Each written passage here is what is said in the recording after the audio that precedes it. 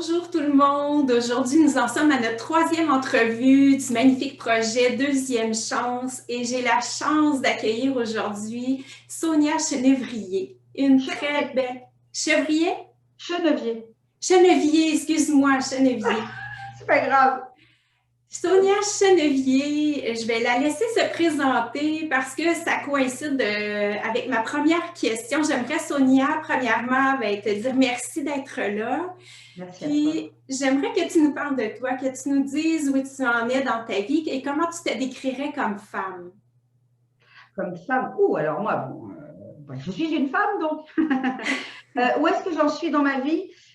Aujourd'hui, j'en suis à une phase où je suis plus que jamais très épanouie dans ma vie de maman d'abord, dans ma vie de femme et dans ma vie d'entrepreneuse. Ce qui n'a pas toujours été le cas, et je pense qu'on en parlera avec un certain nombre d'épreuves.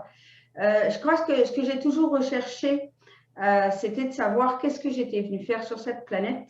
Je me suis posé la question pendant longtemps. Après, j'ai mis cette question-là de côté en me disant, c'est OK, je suis à ma place, tout va bien. Jusqu'au jour où elle s'est représentée, cette question-là, et qu'il a fallu vraiment que j'y trouve des réponses. Donc aujourd'hui, si j'avais une réponse à donner, ce n'est pas le cas forcément tous les jours, mais c'est la position d'aujourd'hui. Si j'avais à me définir aujourd'hui, ça serait je suis. Excellente réponse. Voilà, je suis. Donc oui, je suis Sonia, je suis coach d'affaires et éveilleuse de conscience, donc très axée sur la spiritualité. Mais voilà, je suis une femme, j'ai 40 et quelques années. Tout ça, ça me définit dans la matière. Mais en réalité, aujourd'hui, je suis vraiment quelqu'un qui a posé son ancrage et dit je suis ici, mais je suis aussi partout. Tu incarnes vraiment ton essence. Voilà, c'est ça. De plus en plus. Oui, super. On est en constante évolution de toute façon. C'est ça, on n'est jamais arrivé, on est toujours, mais voilà. Aujourd'hui, je peux dire je suis, ce qui n'était pas forcément le cas il y a plusieurs mois en arrière. Et j'espère aller encore un peu plus vers mon je suis, un peu plus tous les jours, enfin voilà, comme ça doit se présenter. Ah oui, je te le souhaite de tout cœur. Parle-moi donc de la Sonia d'il y a 10 ans. Alors, la Sonia, il y a 10 ans, elle était dans un tout autre. Elle était salariée déjà. Elle était dans un métier qui lui plaisait beaucoup. J'étais vraiment très, très en place, mais il manquait quelque chose. Il manquait une partie de moi que je n'ai pas voulu réaliser à ce moment-là, parce que j'avais le complexe de l'imposteur, parce que je ne connaissais pas quelle était ma place. C'était une étape, mais ce n'était pas. Je ne dis pas l'arrivée parce qu'on n'est jamais arrivé, mais je n'étais pas exactement là où je devais être. Mais j'étais sur ce chemin-là.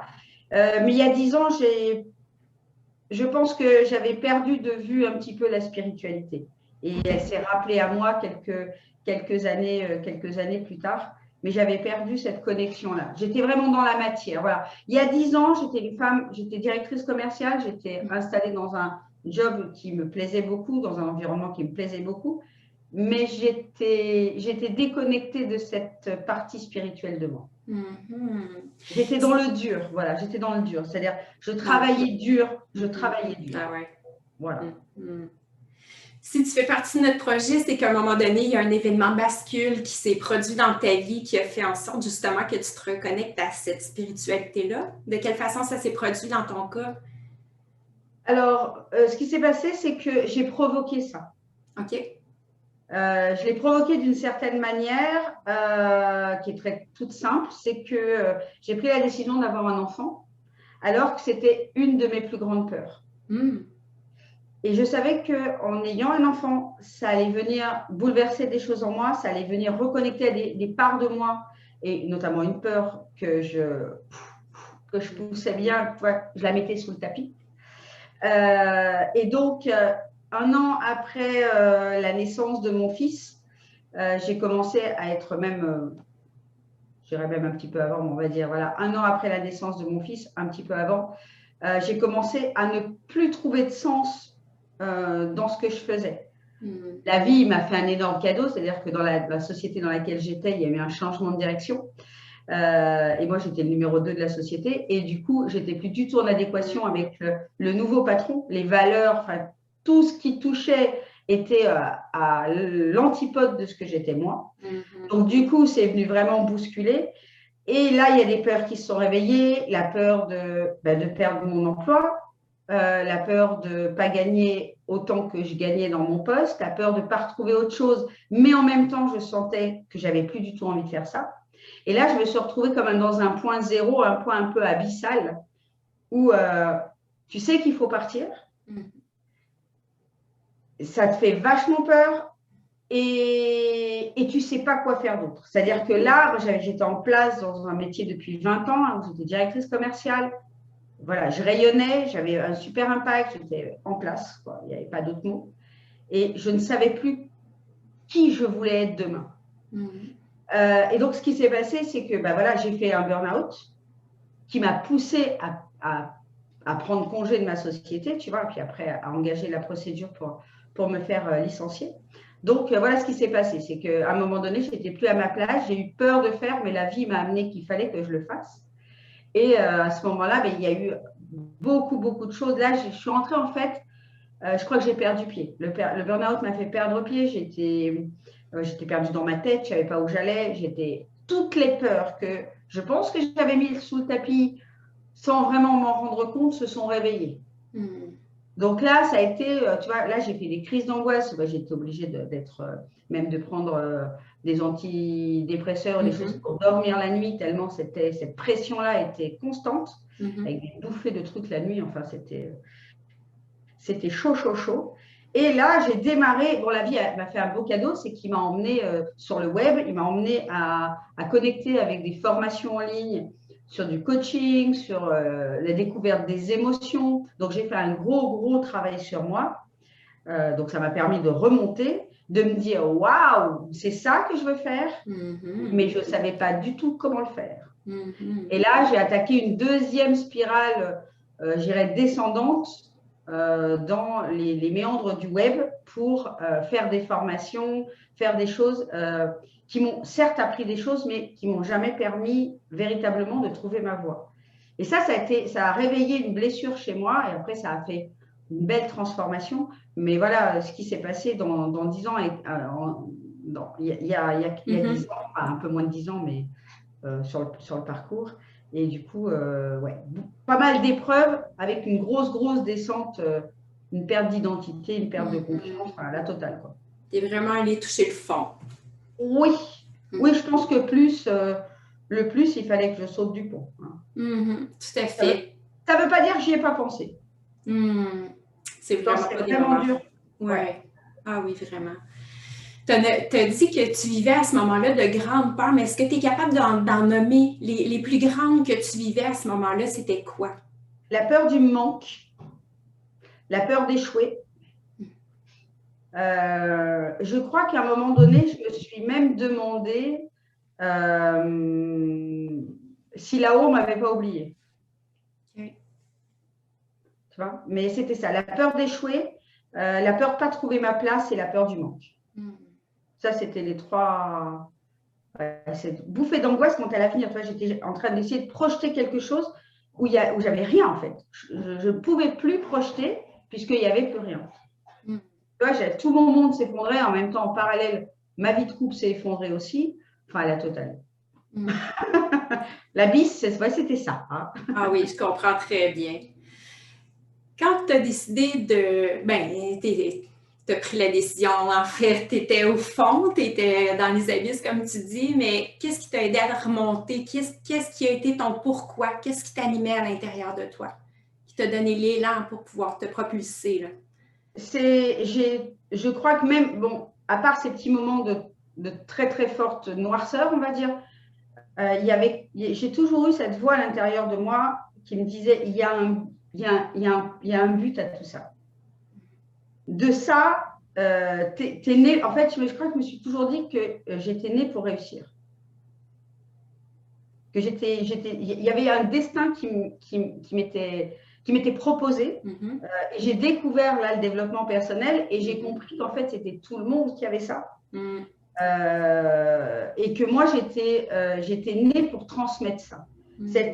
Cette question de qu'est-ce que je suis venue faire sur cette planète, que je me suis posée relativement jeune, hein, je pense que j'avais entre 14 et 16 ans, à regarder le ciel et à me dire c'est quoi le sens de tout ça, qu'est-ce que je suis venue faire.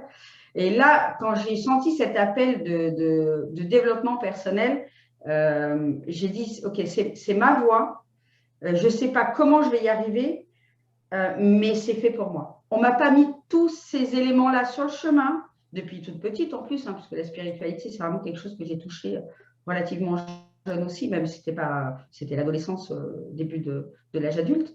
Mais voilà, j'avais cette foi en moi que oui, c'était possible. Tu vois, ce truc-là de tu vas y arriver. Tu n'es pas toute seule, voilà, moi je crois aux anges, je crois aux guides, etc. Et oui, j'ai prié, enfin, j'ai demandé de l'aide. Après, j'ai fait du travail, moi, pour me remonter. Mais ouais, j'avais cette petite flamme à l'intérieur de moi qui me disait, vas-y, c'est pour toi, vas-y, c'est pour toi, vas-y, c'est pour toi. Super, tout ça avait un sens. Oui. À quoi est-ce que tu attribues ton succès? Justement, à cette foi, à ressentir cette espèce de flamme à l'intérieur qui guide, à ma détermination. Ouais, j'ai une détermination juste de ouf.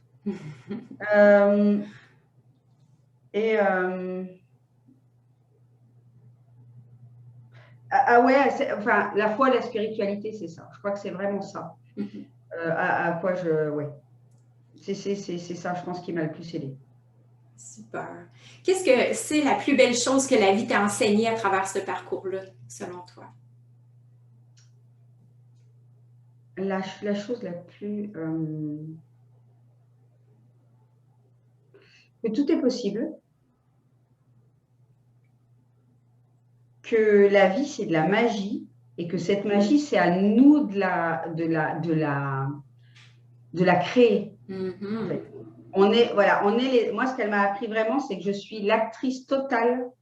Je peux tout créer à partir de ce que je suis, à partir du moment où j'arrive à poser les émotions, être dans cette présence-là, être dans cette foi-là et ne jamais abandonner.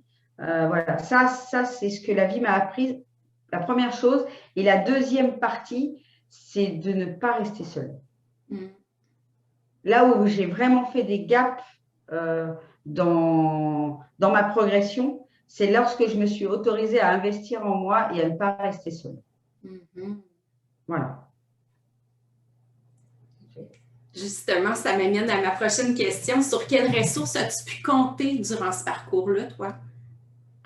Des ressources intérieures ou extérieures? Les deux. Donc, la ressource intérieure, je me suis pas mal reposée pendant cette période de burn-out sur le développement personnel. Donc, faire des exercices, tu vois, les mantras, même quant à l'alimentation, à manger des choses beaucoup plus alcalines pour remonter en énergie mon corps qui avait bien baissé aussi. Venir cultiver cette foi de je suis capable, je vais y arriver. Voilà. Et en ressources extérieures, là, la vie m'a fait des beaux cadeaux puisqu'elle m'a présenté des programmes. Donc, j'ai pu avoir des ressources extérieures, justement, de développement personnel. Et dans les méandres de ça, parce que ça n'a pas toujours été simple, les programmes en ligne. Bon, si on a l'occasion, on en parlera peut-être. Où il y a des grosses promesses, mais au final, tu es quand même tout seul derrière ton ordinateur. Et ça reste quand même hyper compliqué. Alors, pour remonter en énergie, ça va. Pour créer une activité, ça devient déjà hyper… Enfin, pour moi, c'est très, très chaud d'arriver à le faire juste avec un ordinateur et avec des séminaires, des lives, des machins, quand tu ne peux pas interagir, etc. Et la vie m'a fait un très, très beau cadeau.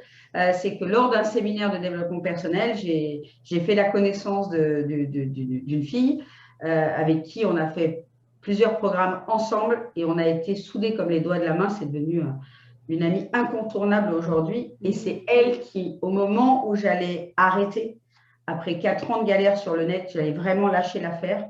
Elle m'a tendu la main, elle me dit, non, tiens, regarde, là, il y a un coach, il y a un nouveau coach qui sort, vas-y.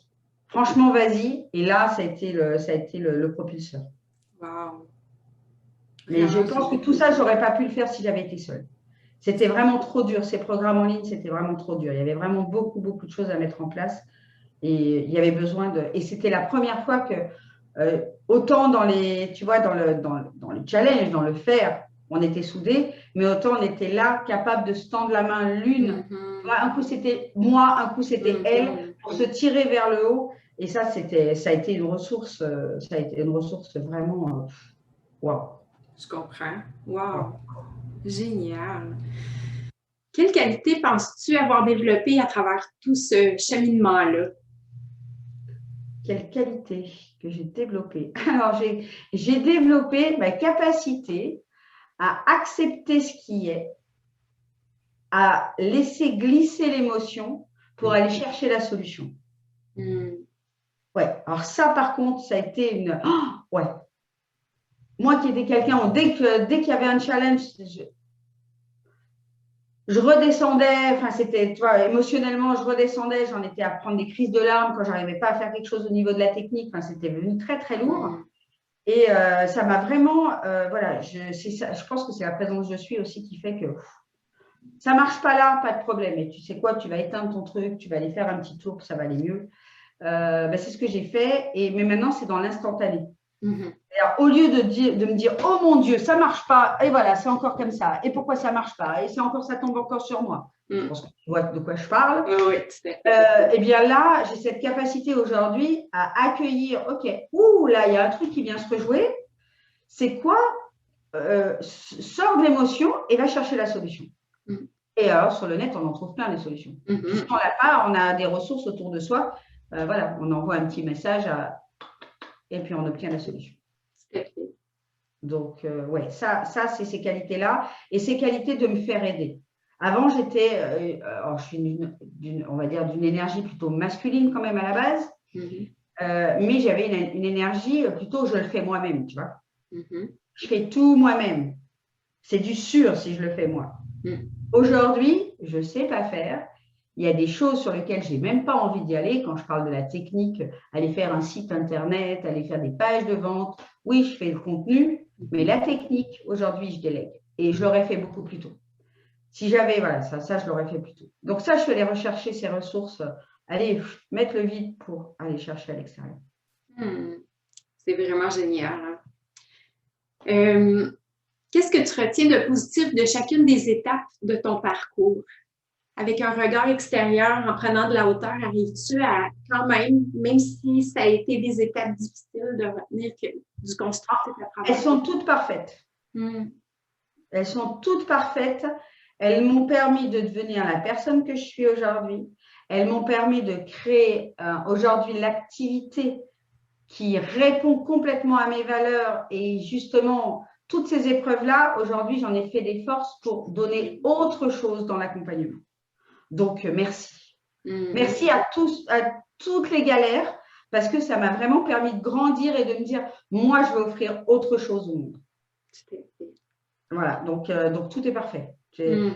Ça peut même partir de très loin. Hein. On a tous peut-être vécu plus ou moins des challenges avec nos parents. Par exemple, il y a beaucoup de personnes qui ont vécu parfois des choses très dures. Moi, j'accompagne des thérapeutes et des coachs qui ont vécu des choses très, très dures dans leur enfance, petite enfance, etc. Et même ça, c'est un cadeau. C'est un cadeau pour venir grandir, pour venir chercher à l'intérieur de soi, trouver qui on est. Donc, merci à tous. C'est tellement inspirant de t'écouter. En quoi la Sonia d'il y a 10 ans est différente de celle que tu es maintenant? C'est quoi les principales différences, tu dirais? Alors, il y a des choses qui sont restées très communes parce que j'ai trouvé des valeurs, j'ai cherché mes valeurs très jeunes. Oui, très jeune. Donc, le respect de l'autre, c'est quelque chose d'hyper important. Et l'amour de ce que je fais, c'est hyper important. J'ai besoin d'aimer ce que je fais et j'ai besoin d'aimer les personnes avec qui je travaille. Donc ça n'a absolument pas changé. Donc, en quoi je suis différente? Alors oui, aujourd'hui, je fais beaucoup plus avec mon être qu'avec le faire. Je ne sais pas si c'est OK pour toi. Ah oui, tout à fait. Voilà, je lâche de plus en plus le sac à dos de la vie est dure, faut se battre. Non, c'est je viens chercher à l'intérieur de moi qu'est-ce qui est juste pour moi, qu'est-ce que j'ai envie de créer là maintenant, quel est le message que j'ai envie de dire et à partir de là, voilà, je crée pratiquement aujourd'hui dans l'instantané. Ouais, c'est juste magique. Mm. C'est juste magique. Voilà, je m'écoute quand je suis fatiguée. Bon, pas toujours, hein. Il y a quand même des petits moments où je ne m'écoute pas, où je force encore un peu. Mais par exemple, tu vois, j'ai fait le choix depuis que je suis entrepreneur de ne pas travailler l'été.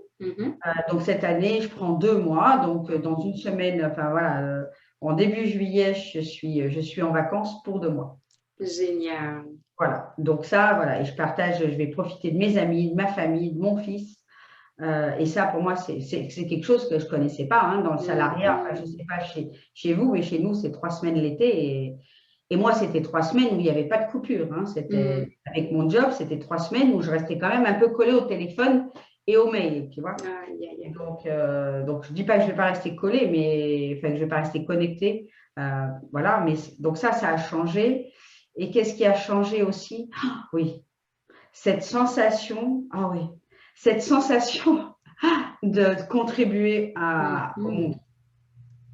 Alors ça, tu vois, j'en ai un peu l'émotion d'ailleurs. Voilà, ça a vraiment changé quelque chose. J'ai trouvé ma place, ma vraie place, ma juste place. Ça a vraiment changé.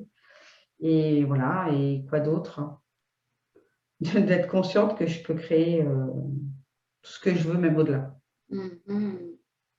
Et la Sonia d'il y a 10 ans, elle dirait quoi en te regardant, toi, aujourd'hui?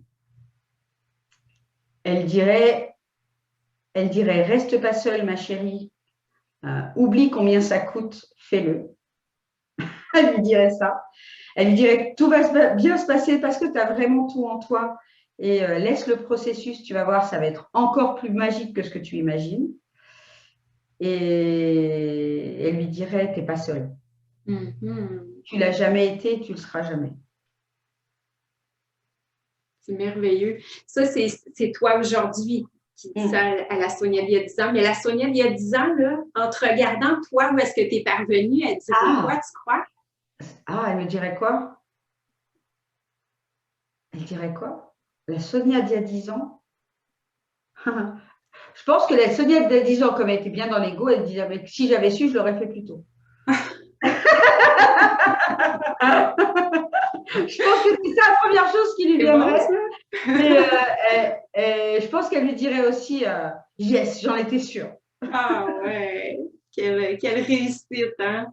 Ouais. C'est tellement un beau cadeau de la vie à se faire que d'en arriver à être tellement bien dans sa peau, dans la contribution, comme tu disais, c'est... Et c'est à la portée de tout le monde. Hein. Oui, c'est ça, exactement. C'est à la portée de tout le monde. Oui, c'est à la portée de tout le monde. Après, il y a quand même un chemin, il y a des processus, il y a des choses à mettre en place. Clairement, juste comme ça ne va pas venir comme ça tout seul. Mais non, c'est certain, mais l'essentiel, c'est que c'est possible. C'est possible pour tout le monde. C'est pour tout le monde. Ah, mais alors ça, c'est vraiment le message qui est important. C'est vraiment pour tout le monde. Et puis, quand on vient vraiment toucher son essence, qu'on vient toucher sa lumière, là, cette foi en soi, en fait, qu'on est vraiment les créateurs, les créatrices, on peut créer, mais alors, plus qu'on ne peut imaginer. Oui, tout à fait. C'est le beau message d'espoir. Toi, ta philosophie maintenant au quotidien, qu'est-ce que c'est? Tout est juste. Tout est parfait. Tout est parfait, c'est quoi le cadeau qui est caché derrière? S'il y a quelque chose qui vient de challenger, ok, c'est quoi? Qu'est-ce que ça vient toucher en moi? Et ok, il y a un cadeau caché derrière, passe à autre chose, tu vas trouver le cadeau. Tout à fait. Parfois, c'est pas sur le moment. C'est plus tard qu'on le comprend. Hein? Ouais, mais plus on est connecté, en fait, plus on est conscient de ça, moi, le cadeau, je mets pas un mois à le découvrir. C'est vrai. Moi, le cadeau, je le découvre, mais à partir du moment où on l'a, mais très, très rapidement, il y a des fois, c'est dans la journée. Donc, ça va. quand on a vraiment commencé à bien cheminer, etc., quand on a bien… Bon, après, moi, je fais du travail de libération d'âme, hein, donc je viens vraiment alléger mon âme pour me libérer de ces traumas qui nous enferment, qui font que voilà, le sac à dos est lourd, que la vie semble dure, etc., pour trouver de la légèreté et vraiment pouvoir switcher n'importe quoi rapidement. Et de quelle façon tu fais ça? Ah ben aujourd'hui, je le fais en instantané. La libération de l'âme, tu veux dire? Alors ça, je le fais, encore une fois, c'est la vie qui m'a fait un très, très beau cadeau, parce que dans l'accompagnement business que je fais auprès de mes clientes, je sentais ces trucs durs. Je sentais qu'elles mettaient en place les bonnes choses que je leur enseigne, et je sentais que malgré ça, ça décollait pas comme ça devait décoller. Et donc, j'ai fait la demande à l'univers de dire… qu'est-ce qu'il leur faut? Moi, je n'ai pas les outils. Ce n'est pas mon talent à moi de faire ça, même si j'en ai certains, mais ça ne suffit pas. Et la vie m'a emmené Laïla, qui est une thérapeute énergéticienne, qui a le don d'entendre les morceaux d'âme qui sont traumatisés, qui sont en douleur, en souffrance. Et elle vient les libérer. Donc, elle les entend vraiment parler comme elle nous entend. Hein. Pareil. Donc, elle entend la petite voix qui lui dit ci, ça, et donc, elle les aide à réintégrer l'âme pour ne plus se séparer, pour ne plus être dans la dualité et de venir retrouver la paix à l'intérieur. C'est juste magique, ces soins. Wow. C'est… Donc, elle a fait ton intermédiaire ou… C'est l'inverse. C'est-à-dire que alors moi, je travaille avec elle en individuel et après, je la fais intervenir auprès de mes clientes. On fait des sessions de groupe. Bon, c'est ouvert à d'autres personnes que mes clientes d'ailleurs. Et on fait des sessions de 10 personnes maximum et on vient faire des soins pendant 3 heures pour venir intégrer. Mais il y en a des milliers et des milliers de traumas. Hein, pour ceux qui croient à la réincarnation, on a des milliers d'incarnations avec des blessures originelles qui sont chaudes. Ah oui, j'imagine. Wow! Quel bel outil, quelle belle découverte! Hein? Ah, mais c'est une pépite que le ciel m'a envoyée. Merci. Gratitude. Ah oui! Quel conseil tu donnerais à une personne qui en est au point où tu étais il y a 10 ans? Mettons qui est en burn-out, qui est vraiment au fond de l'abysse. Quel conseil tu lui donnerais pour marcher le terrain, pour arriver vraiment à devenir une femme épanouie comme tu l'es aujourd'hui? Alors, je lui dirais d'écouter. C'est pas toujours évident. Alors, si elle est vraiment en burn-out, je dirais de prendre ce qu'il y a à prendre pour se relever. S'il y a besoin de passer par un stade, je prends des médicaments, c'est OK. Il faut l'accepter, c'est OK. Il faut venir se réparer déjà. Après, je lui dirais d'aller chercher des ressources à l'extérieur du monde médical. D'aller chercher des coachs, des thérapeutes, des gens qui peuvent vraiment l'accompagner en profondeur. Pas, moi, je ne lui conseillerais pas forcément une psychanalyse, par exemple, ça va pas, c'est largement pas suffisant. C'est d'aller vraiment chercher des accompagnements profonds pour comprendre pourquoi ça nous est arrivé et surtout venir se reconnecter à cette spiritualité. La réponse, elle est là, elle est à l'intérieur et pas à l'extérieur. Et une fois que ce monde-là est un peu restauré et commence à être connecté, eh bien, écoute toujours la voix de ton cœur, la voix de ton âme. Si elle te dit que tu as envie d'aller danser, ben va danser.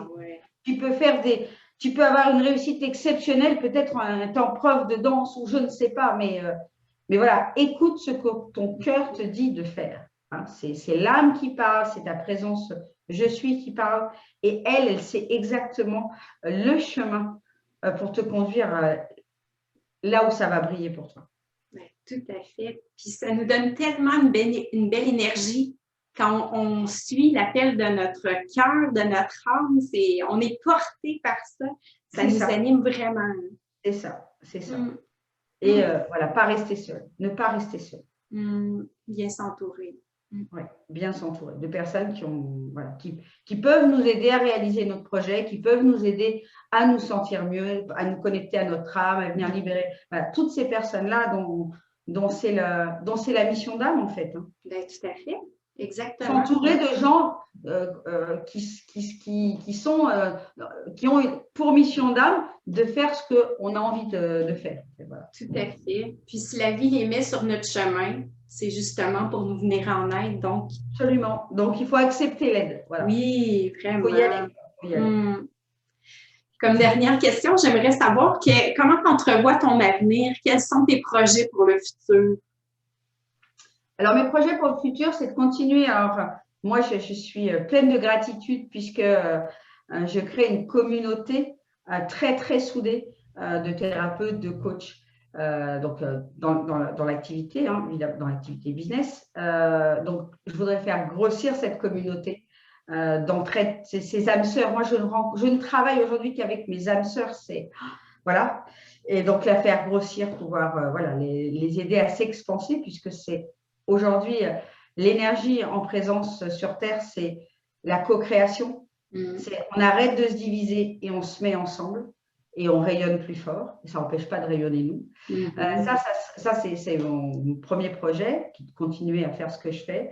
Surtout à ne pas m'égarer de l'accompagnement, on va dire, semi-individuel. Voilà, ça c'est vraiment quelque chose qui me porte. Et le grand projet dont je laisse la vie me guider, c'est de faire des conférences pour cette présence je suis et pour apprendre les règles du je, J-E, et les règles du je, J-E-U. Ah, génial! Voilà, ça serait mon grand projet de diffuser. Bon, il y en a d'autres qui le font, mais avec mon énergie, avec ce qui fait moi. Et venir faire des conférences devant plusieurs centaines de personnes, milliers de personnes. Rêvons grand, voilà. Tout à fait, et je te le souhaite de tout cœur. Puis comme tu dis, on est tellement chacune unique, on a chacune une essence qui est justement unique, donc chacune a sa place. Même s'il y a plein de gens qui font ce qu'on aimerait faire, on a chacune notre place, chacune notre énergie, donc c'est important de suivre cet élan-là.